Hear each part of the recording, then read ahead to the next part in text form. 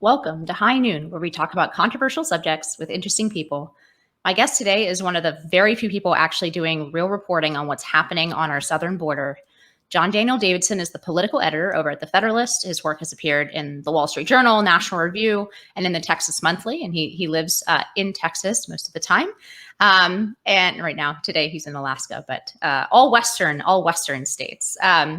He has been publishing regular dispatches from our southern border in which he's been highlighting the developing crisis there, the lawlessness, the humanitarian situation that's developing there. And I brought John on to talk about this exactly because, although I'm sure that he does have views on the subject, he's largely avoided writing about this issue from the perspective of the domestic cultural battle about immigration. Not because that conversation and battle isn't important domestically, but I feel like it's so often held in a vacuum that has a sort of lack of understanding of what everyone involved, but on both sides of the border, is actually going through and facing on the ground. And also, as a fellow Westerner here, I think a lot of the conversation that happens, especially in the Acela corridor and on the East Coast, sort of lacks an understanding of what it's actually like to live in the border region of the United States. So we are going to have that in-depth discussion today about what the situation down there actually is, why it got that way, and hopefully some things that we might be able to do about it if we can muster the political will. And John is definitely the best person to guide us through that conversation. So welcome to High Noon, John. Thanks for having me, Inez. I don't know if I'm the best person, but I'll do my best. One of the best, certainly. So let's just start with the current state of the border right now. It's Friday, August 13th when we're recording this. And you just have a brand new piece up at the Federalist talking about how this crisis is not slowing down at all. So what's actually happening right now in mid-August on the border, and what do we expect in the next few months? Yeah, it's good that we're recording this today because yesterday, U.S. Customs and Border Protection released their July numbers for the border. So all the numbers of apprehensions, arrests, and just their general kind of monthly statistics for the border, which they do every month. And people who watch the border and cover the border have been anxiously awaiting for the July numbers. And because, generally speaking, this time of year, we would expect the numbers of arrests at the border to start going down. That's true almost every year that they've been keeping track of these kinds of border statistics. You see the same seasonal pattern. Illegal immigration increases in the spring. It peaks often, in April or May. And then as the summer gets going and the temperatures rise in South Texas, it begins to drop off and sometimes can drop off quite quickly once we get into July and August. We're talking triple digits, very dangerous conditions in South Texas and in Arizona for people crossing on foot.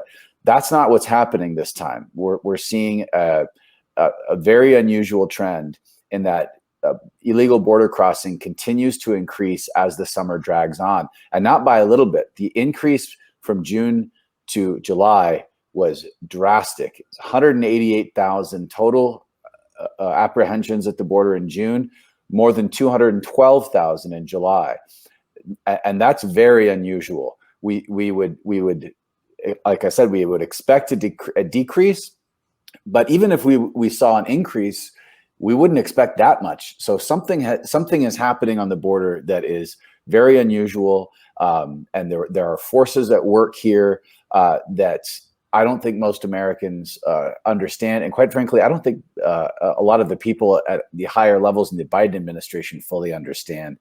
Certainly, the policies they put forward don't show any kind of an understanding about what's happening or what their initial policies on coming into office have created. So we have a 20-year high in August monthly for monthly apprehensions that followed a 20-year high in June for apprehensions. So we haven't seen these kinds of numbers on the border in 20 years, and we've never seen this makeup. So 20 years ago, we had 1.5 million people arrested at the border. They were almost all men from Mexico. Now the mix is much different. There's families, there's children, there's people from all over the world. So it's a very different situation than it was 20 years ago. Yeah, you're actually anticipating what I wanted to ask you next, which is, you know, we talk about this issue as though essentially it hasn't changed from 10 or 15 years ago. We still Right. think about, a lot of people still think about this issue as essentially economic migrants who are not necessarily even looking to stay in the United States, but are mostly single men who are crossing the border to find work and maybe send money back to their families. I mean, you mentioned that the profile of your typical migrant crossing the border in 2021 is quite different than in 2001. Um, in what way? You already have said they come from different parts of the globe. I mean, where do they come from?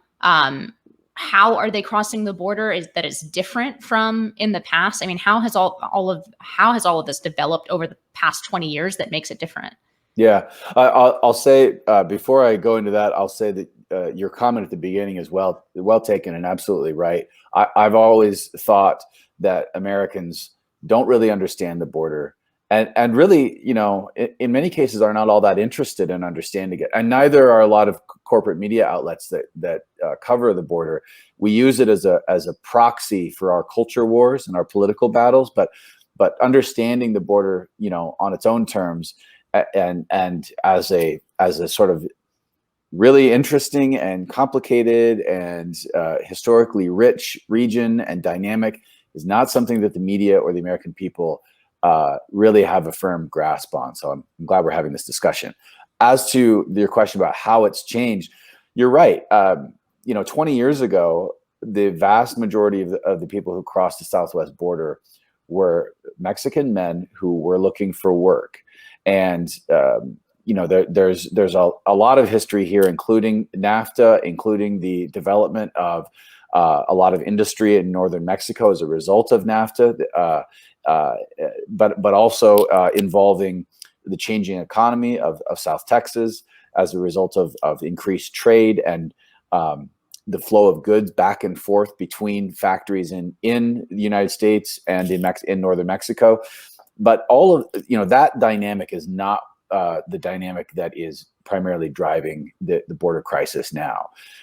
What we didn't have back then, and honestly, the Customs and Border Protection back then, which was it was the Immigration and Naturalization Service, actually back then prior to 9/11, and the creation of the Department of Homeland Security, which is boring and not really important.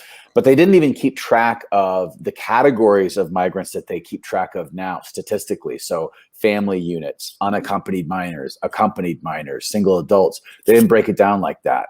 But they do now. And part of the reason they do is because beginning in 2014, we had something happen at the border that had never really happened before. Large groups and a large volume of unaccompanied minors showing up at the border without their parents or without any kind of legal guardian or adult. And this was under Obama. And initially, the Obama administration had no idea what to do and didn't understand why this was happening, and detained these kids, tried to get them deported. The courts intervened, said, because of this Flores settlement from the 90s, you can't detain these children for, more than 20 days. And so they started, finding sponsors for them, family members, relatives, legal guardians, vetting these people, transferring them to HHS. A whole bureaucracy kind of grew up out of what to do about this problem of unaccompanied minors in 2014. Well, that dynamic has evolved in the years since 2014. And in 2019, the last time we had a big surge at the border, we saw unaccompanied minors and we saw a huge volume of family units, an adult with one or more children coming across and claiming asylum.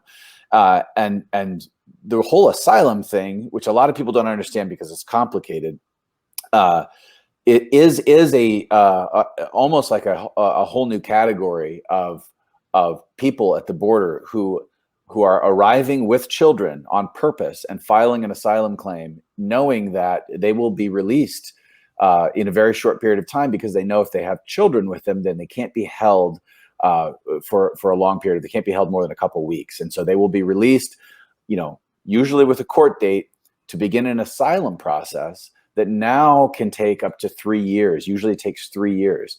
So there's a huge incentive that no one like set out to create, but it's just a result of sort of bureaucratic evolution and torpor over the past 8 years or so, and backlogs in our immigration courts that have created a situation where there's an incentive. If you get across the border with your children, or if you can get your child unaccompanied across the border, you can be released in the United States, pending the outcome of a case that will take years to adjudicate.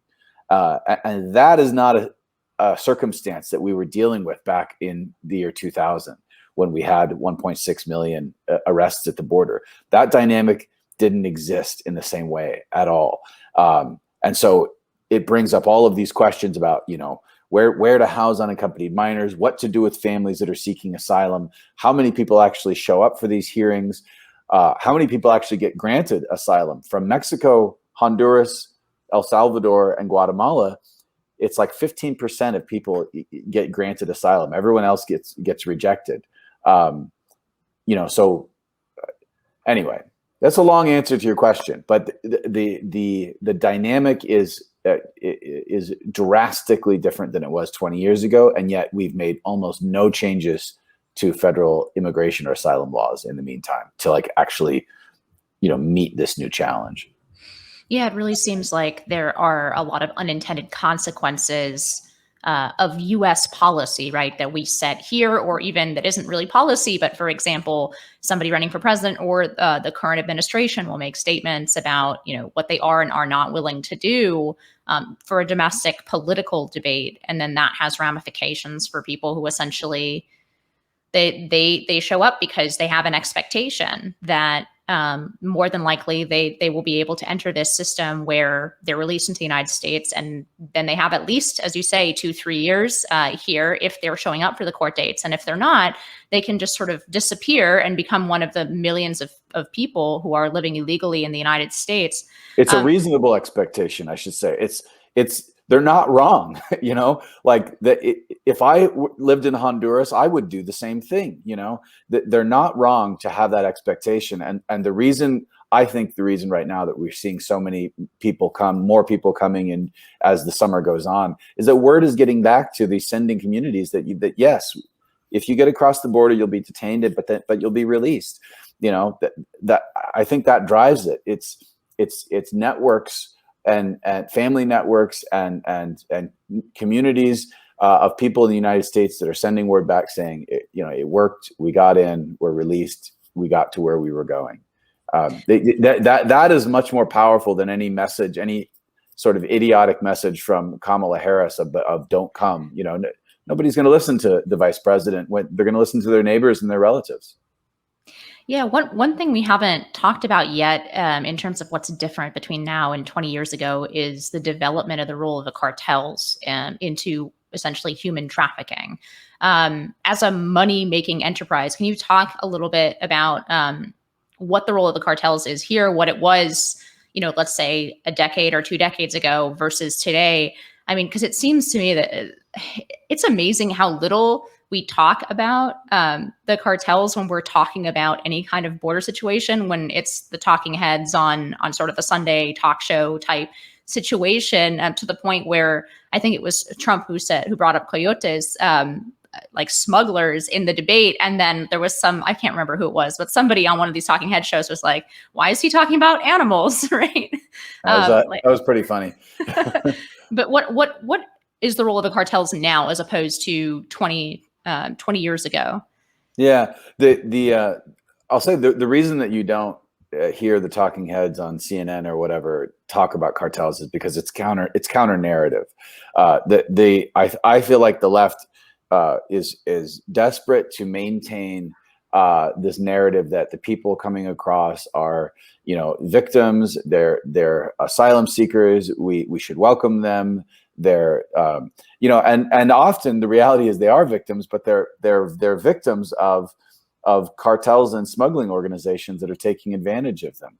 And so yes, the cartels in many cases are making in some places along the border are making just as much off the smuggling of migrants as they are the smuggling of narcotics.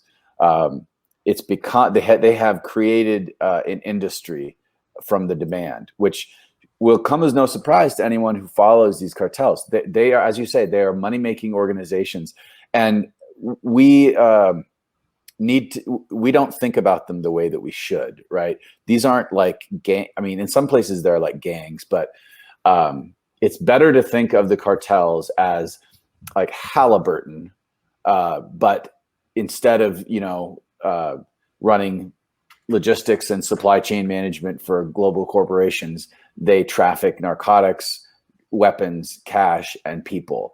And not just that, they also steal fuel and are engaged in massive extortion and kidnapping sort of programs. They have diverse income streams. They're multinational corporations with nearly unlimited resources, highly sophisticated, highly technologically advanced and organized, and have quite a bit of firepower and sort of capability in terms of their operations on the ground. Not only that, over the past year and a half during the pandemic, they've provided social services and aid to communities in Mexico out in the open, with the cartel like logo on the side of their trucks, kind of coming into the city square to distribute food and water during the pandemic. So we need to think of them. They are more like what Hezbollah is in Lebanon than they are like a gang or a criminal gang. It's not to say they're not criminals, but their capabilities, I don't think most Americans quite like understand. The former ambassador, U.S. ambassador to Mexico during the Trump administration, Christopher Landau, some months ago in a forum said that 35 to 40% of the geographic territory in Mexico is controlled by cartels. Now think about what that means when we talk about Mexico as a sovereign state or as a partner in dealing with illegal immigration. 35 to 40% of the territory is controlled not by the Mexican state, but by the cartels. What are we really talking about when we talk about partnering with Mexico to control illegal immigration? The cartels are making millions of dollars every day, hundreds of millions of dollars a week on illegal immigration, and they're doing it by making sure that everybody who crosses the Rio Grande, if you cross the Rio Grande, you have to pay a tax. So you pay what you pay to the smuggler, but then the smuggler adds a tax for the cartel that controls that area. And they've gotten very sophisticated about this. In 2019, during the last migrant surge, there were so many people crossing and such large groups that were crossing that the cartels missed out on a lot of income. And so this time around, they have gotten organized. There are wristbands. There's a whole wristband system and a database where they're collecting information from every migrant, their phone number, where they're going in the United States, the phone number of their family members back home. They verify those phone numbers. Most of the migrants crossing are indebted to the cartels. So these are not people that have thousands of dollars in just that they can spend. So they go into debt. So you have people coming in that are in debt bondage to multinational criminal organizations. So it's a very complicated problem, and it's a worsening problem because these cartels have figured out how to industrialize and create a black market out of illegal immigration. And this is a new problem that nobody really talks about. Yeah, I mean, what implications does what you just said? To summarize what you just said, you're basically saying that our neighbor to the south is getting pretty close to being a failed state, right? Yes. That it is a kind of narco state where the government actually does not have a monopoly on the use of force or power. Very difficult to negotiate, as your example about Hezbollah shows, right? Part of the problems in the Middle East that have been ongoing is because it's very difficult to find a negotiating partner, right? Yeah. If you have essentially terrorist groups that are controlling territory and the government doesn't have a strong way of dictating to them what they should and should not do, it sounds like we're getting somewhere close to that in Mexico. I mean, how should we think about our relationship with Mexico? I mean, they achieved independence a mere 45 years after us. We've had a tumultuous but blended history alongside that border region. I think, again, people who are from the East Coast or haven't spent a lot of time on the southern border don't realize how much there is so much sort of cultural overlap. And a lot of times you're talking about like the same quote unquote people on both sides of the border, and yet this very clear demarcation of systems, right? Yeah. Where on one side they're in, obviously the United States has plenty of problems and we discuss those all the time on this podcast, but there is a semblance of the rule of law. There's, there isn't as widespread corruption. And on the other side, there's, as you say, basically is being partially ruled by international cartels, drug cartels, right? So how should we be changing how we think about Mexico as a negotiating partner? And how should those changes in our thinking affect, U.S. policy towards Mexico ultimately as two sovereign nations? Yeah, it's a good question. It's a big issue. I wish people talked about it more because it's a big, complicated issue. We definitely need to change the way that we think about Mexico as a partner. And maybe this will be a kind of controversial or shocking position, but I'll say it anyway because that's what I think. We need to stop thinking of Mexico like as a reliable partner in managing the border. It's not. It's not maybe as bad as sort of Lebanon, where you have like a parallel government in Hezbollah, and we may not be there yet. I think that we're trending that way, but we need to stop thinking that we sort of have like an equal partnership with Mexico, and that our interests, that our interests are aligned. And the reason that I say that is because obviously the interests of the cartels that control much of northern Mexico, their interests are not aligned with the American national interest, no matter what Mexico City says. And increasingly, Mexico City is not the one who's in charge of northern Mexico. And it's not as though, I don't want to be mistaken here, it's not as though these cartels are sort of standing up a parallel government and they're like, revolutionaries or something. They're corporations. What we're seeing increasingly is the co-opting of local and state governments by the cartels. And this has been true for as long as there's been cartels, going back decades.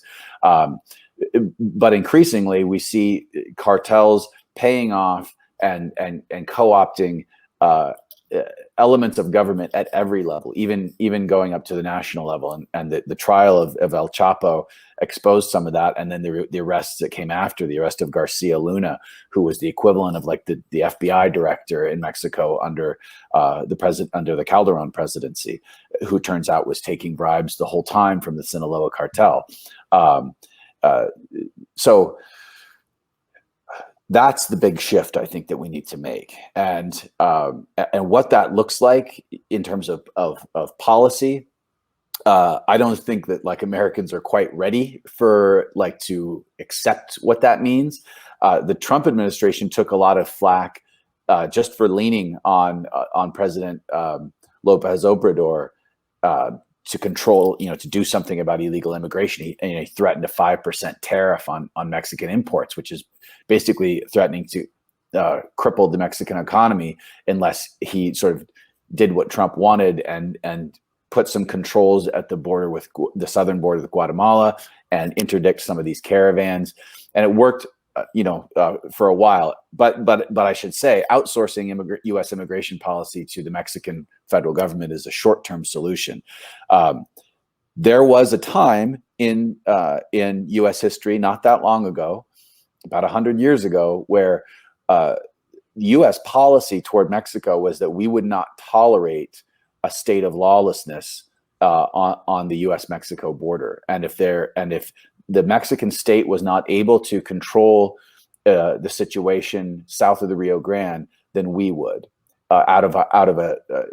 in pursuit of our own national interest, not in pursuit of imposing some kind of rule or conquest of Mexico, but in the interest of securing our communities and our rule of law and keeping our people safe.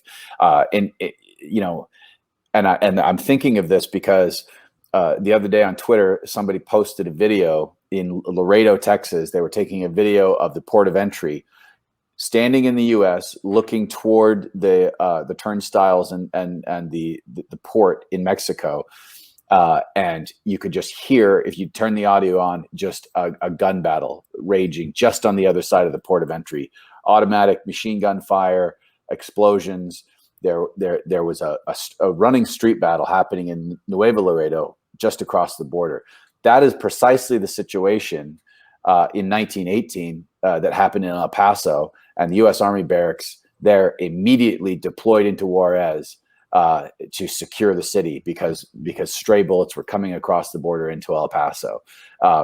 It was an immediate reaction by the U.S. Army that this situation was intolerable. The Mexican federal forces were fighting the revolutionaries, and the battle was starting to spill over into the United States. So there's very similar things happening in Mexico now on the border. It's not in the context of a revolution, but it is in the context of cartels and government forces, or cartels versus cartels, and the effects on U.S. communities are very similar. And in an earlier time, not that long ago, would have seemed and been intolerable to U.S. authorities. And so I think we need to think again and maybe revisit what it is that what is the threshold for chaos in northern Mexico, right on our border, that we're willing to tolerate? Why do you think? I mean, you're referencing the last time this happened being 100 years ago, and I can't really think of a time in the intervening 100 years where, I mean, there's definitely been better times and worse times between Mexico and the United States, but I can't really think of a time when Mexico was sort of completely stable. Why is it that Mexico hasn't been able to achieve that kind of stability? I mean, if we listen to the sort of the Chomskyite left, right, they would say, all our fault. Yeah. Right. It's all our fault. It's American imperialism. Poor Mexico, so far from God, so close to the United States. Right. Is there any truth to that perspective that Mexico's destability is in some way connected to being so close to the United States? Or is there something else going on there? Like, why is it that Mexico seemingly cannot have, let's say, 5 consecutive decades of relative stability? Well, Canada's close to the United States too. I don't like these arguments because I think that they're condescending, for one thing, to the people of Mexico, because it takes their agency away, and it supposes that all the agency lies with the United States and with Americans, and that we are the only actors who matter, and our decisions are the only decisions that have consequences. And I don't think that that's right, and I don't think it's accurate at all. I think depending on how far sort of back we want to go, that a lot of the problems in Mexico really stem from the founding of Mexico. Mexico couldn't have had a more different experience than North America in terms of its emergence into the modern world. Mexico was conquered by Spain, which was a very different power than England, and had a very different culture. And the cultural sort of inheritance that Mexico got did not set them up for success with democratic institutions and a republican form of government. They inherited from Mexico very hierarchical social institutions that took the form in the emergence of a modern Mexico of a patronage system, where you had a powerful patron or boss who ran an area or a geographic region, or a massive villas and presidios and ranches, and that's where power was located. And power was hierarchical. It was vertically integrated. It was not diffuse, and society was very stratified. and it was and in some cases stratified racially between Mexicans of Spanish descent versus Mexicans of indigenous descent. And all of that couldn't be more different than the experience of the British colonists who settled America and who forged our institutions, which were very horizontally integrated, where equality and diffuseness of power was the norm. And so I think that Mexico had a difficult time from the outset because what emerged from the Spanish colonies was a very different kind of society that was not well suited to democracy or Republican forms of government compared to the United States. And I think that's probably it's a difficult issue to get into in depth, in a conversation like this. But I think that more than anything explains the difficulties that Mexico has had from a historical perspective.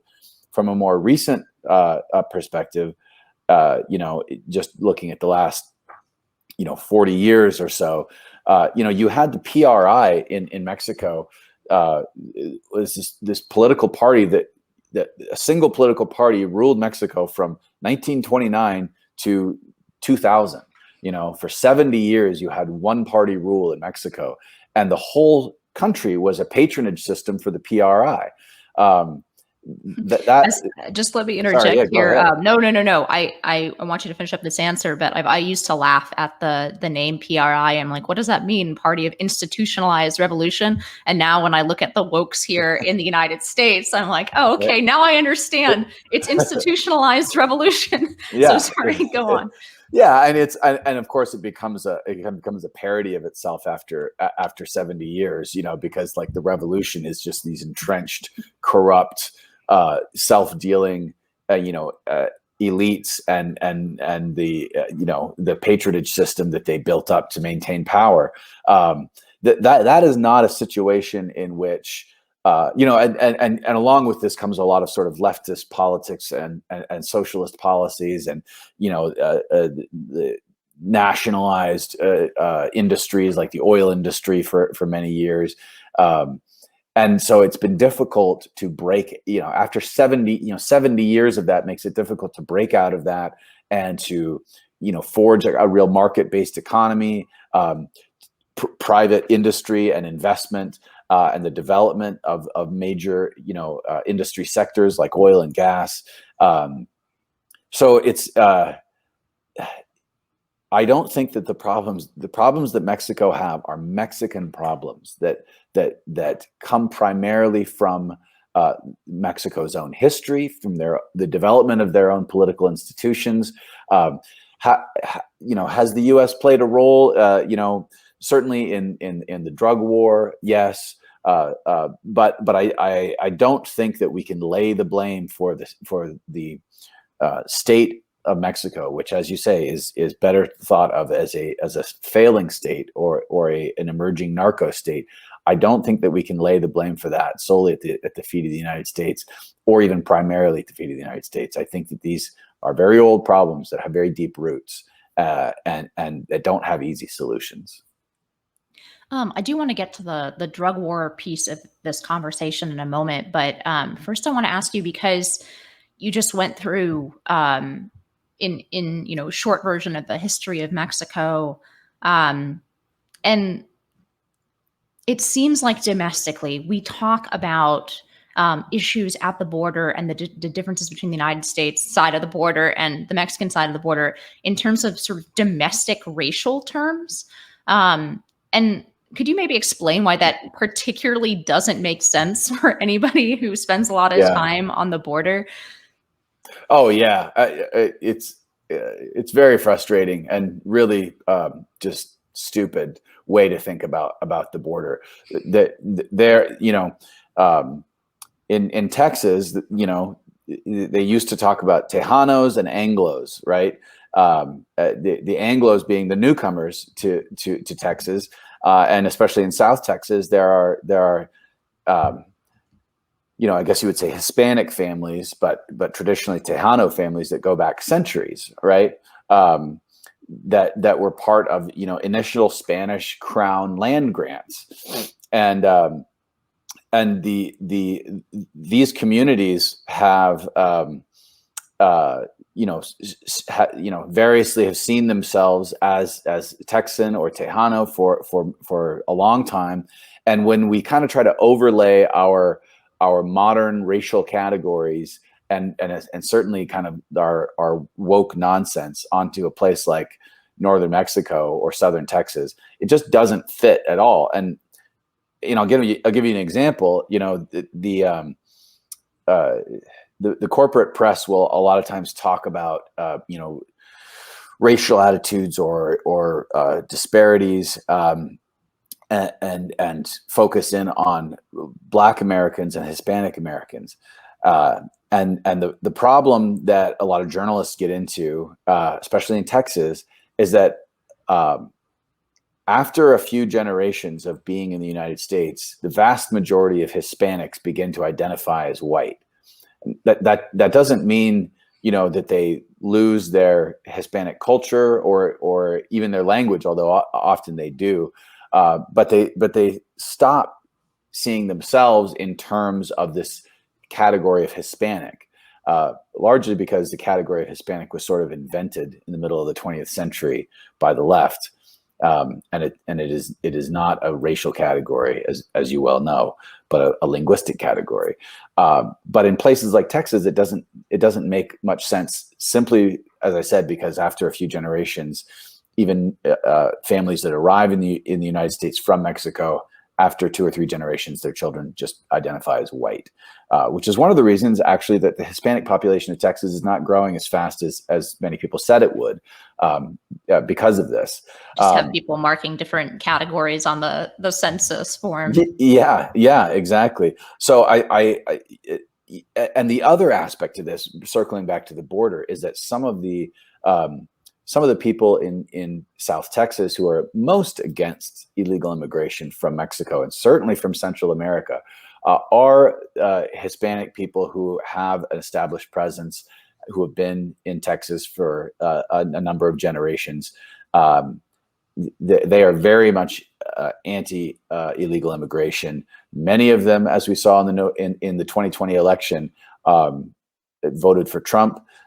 Many of them are moving out of the Democratic Party, where they've just culturally been Democrats, like a lot of parts of the country, for decades and decades, moving into the Republican Party because of border issues and because of immigration issues. And it's an undercovered story, and again, undercovered because it's counter narrative. Yeah, and another thing I think doesn't get reported oftentimes when you're talking, for example, about interactions between Border Patrol and migrants. Everybody involved is of Hispanic or even Mexican descent sometimes. Almost every Border Patrol agent I've met, I can only think of one Border Patrol agent who was a press liaison guy, who was white. But other than that, almost every Border Patrol agent I've ever done a ride along with, talked to in an interview, talked to on the phone, are all Hispanic, and most of them are from Central Texas. Like they're actually from the communities where they work. So the kind of the racial overlay that I think a lot of the corporate media wants to put on, specifically on the illegal immigration issue at the border, doesn't work. You know, if you want to talk in terms of like groups, all these people are Hispanic. They all are Spanish speaking. And there's not a really easy racial difference that you can tease out here. Yeah. Let's return to the drug question. Obviously, even though the cartels are moving into human trafficking as a major moneymaker, I guess one I'd want to ask you, is that connected to the legalization of marijuana increasingly in the United States? And the second thing is, you know, what drugs are they moving into the United States? How are they doing that? What are the impacts in the United States from the drugs that are coming through the southern border? The legalization of marijuana has had a big effect on the drug trafficking at the border. And one of the things one of the effects has been that the cartels have diversified their sources of income. and this isn't new. The cartels have always kind of looked for ways of making money more efficiently. And people who have watched Netflix's Narcos series know that the getting into trafficking cocaine from South America. But the legalization of marijuana has certainly reduced the amount of marijuana coming across the border, and has increased the amount of fentanyl, meth, and opioids and heroin. Pretty markedly. So we have record numbers of record amounts of fentanyl seizures and meth and heroin seizures at the border right now, and that is a result of the cartels figuring out that it's much easier to move these drugs. They can manufacture these drugs themselves. They import the precursor chemicals from China.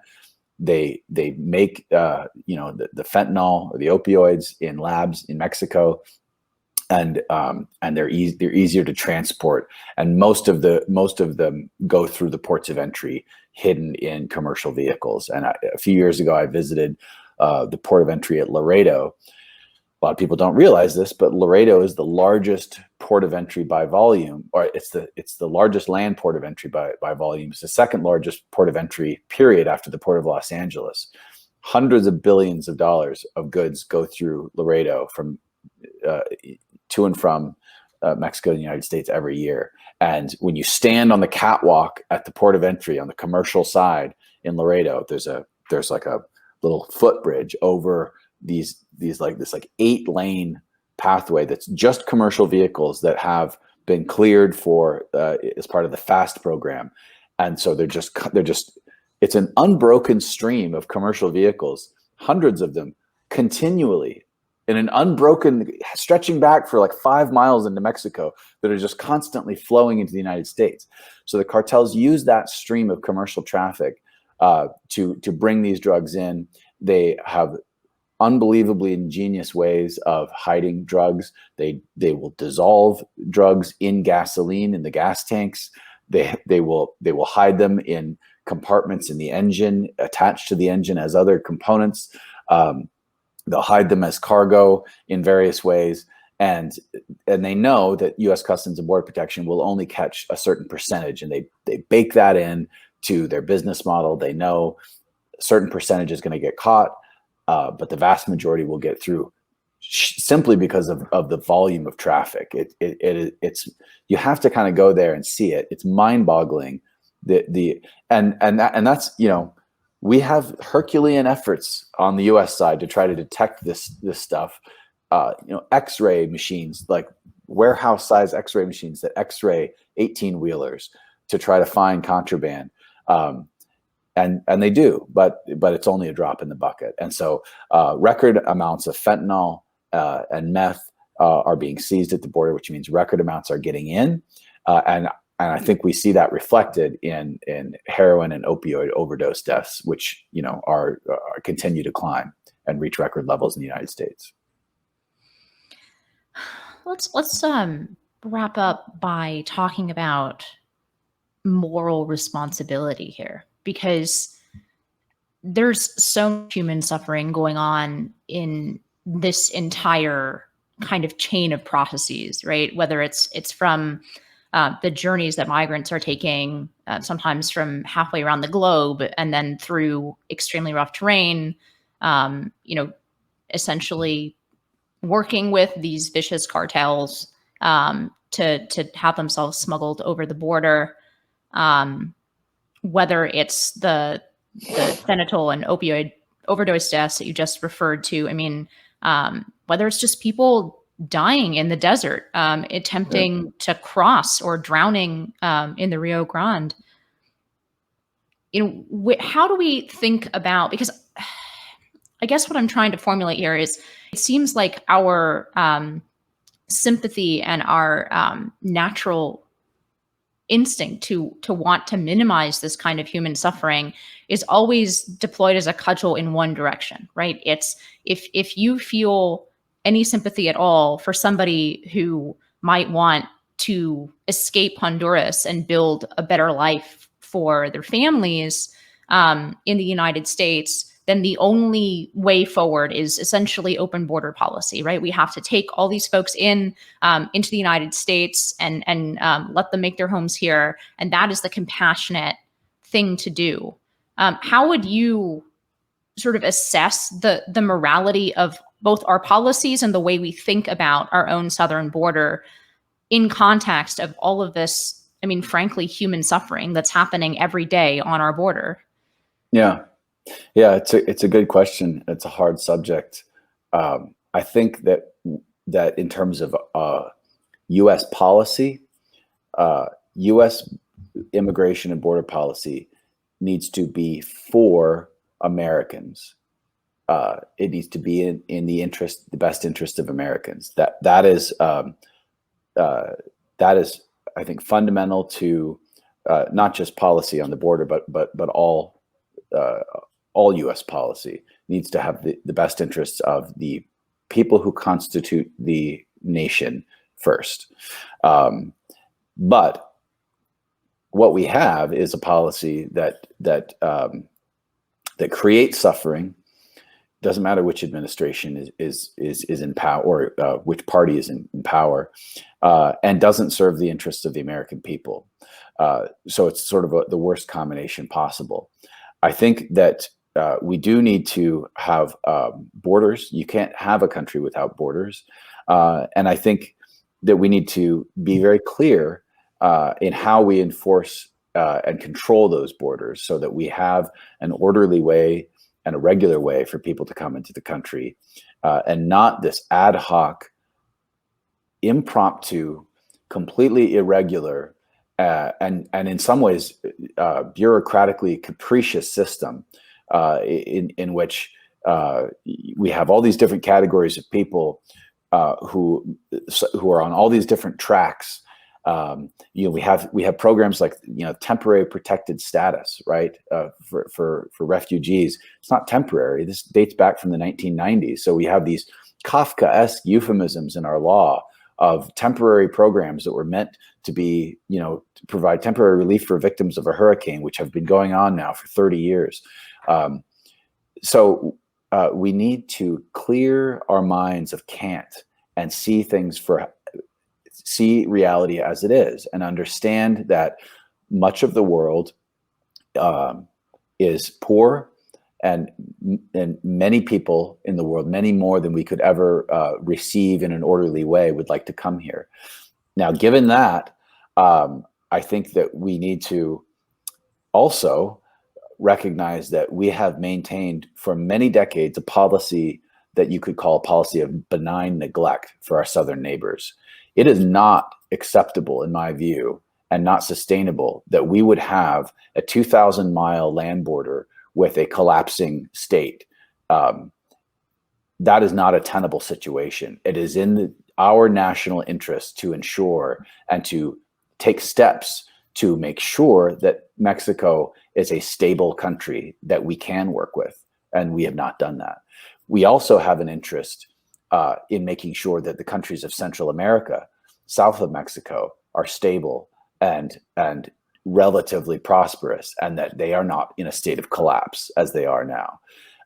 It blows my mind that we would spend 20 years and untold blood and treasure in places like Iraq and Afghanistan, but allow our southern neighbors to descend essentially into chaos.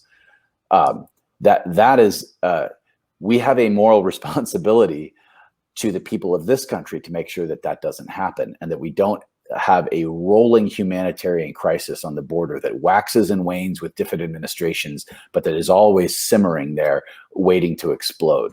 That is unacceptable. I think the American people, to the extent that they understand what's going on, know that it's unacceptable, which is why a clear majority of people are dissatisfied with the Biden administration's handling of this crisis. But these are questions that we need to ask ourselves, and we need to grapple with questions like, what is our immigration policy? Who is it for? And why? What is our border for? And who should it serve? And until we as a country can kind of really have an honest conversation about that, we are going to just continue with these rolling crises at the border that are completely unfair to the people who are crossing the border and completely unfair to the American people as well. John, I could talk to you about this for another hour.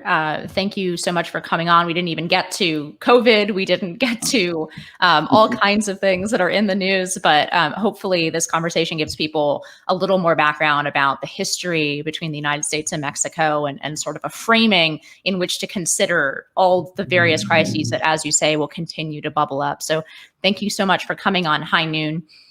Thank you to our listeners. High Noon with Inez Stepman is a production of the Independent Women's Forum. As always, you can send comments and questions to inez.stepman@iwf.org. Please help us out by hitting the subscribe button and leaving us a comment or review on Apple Podcasts, Acast, Google Play, YouTube, or iwf.org.